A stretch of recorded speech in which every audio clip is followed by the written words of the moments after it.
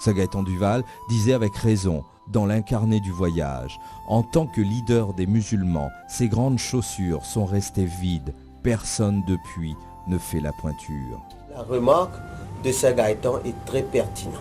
L'unique leader de la communauté musulmane, Ingania Maurice, comparé à lui, nous ne sommes que des poussières. À mon avis, il n'y a eu personne d'autre qui a été à la hauteur d'un leader comme ça, Abdul Razak Mohamed. Le 16 novembre 1926, il débarqua à Maurice, connu pour être un grand travailleur social et aussi un philanthrope. Il ne tarda pas à être attiré à la chose politique. C'est ainsi qu'il se jeta dans l'arène et fut élu conseiller municipal en 1953. Il deviendra le premier maire musulman de la capitale de Port-Louis.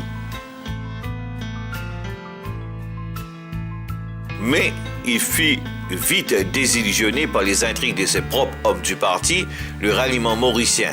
Il ne baissa point le bras et il ne tarda pas non plus à créer son propre parti politique qui sera connu comme le Comité d'action musulmane. D'ailleurs, c'était sans surprise qu'il avait pris le leadership de ce parti. Si bon de souligner que Razak Mohamed joua un rôle important, que ce soit pour la Constitution en 1947 ou les comités à Londres pour l'indépendance de Maurice. Notons par ailleurs son rôle crucial aux côtés de Sir Cissagho Ramgoolam pour l'octroi de l'indépendance de Maurice. Réputé pour être un fin orateur, tout comme il a été un excellent ministre durant sa carrière politique, il a commencé néanmoins à perdre des couleurs avec la montée fulgurante du MMM dans les années 70. D'ailleurs, sa défaite subie aux élections de 1976 lui a brisé le cœur.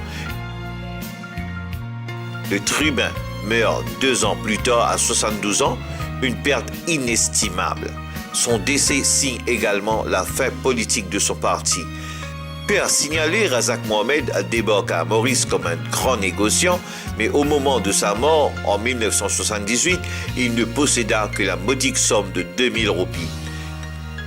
Comme l'a dit si bien Sir Gaëtan Duval dans l'incarné du voyage, ces grandes chaussures sont restées vides et personne depuis n'a pu faire la pointure. Malheureusement, personne n'est capable de remplir sa vide là.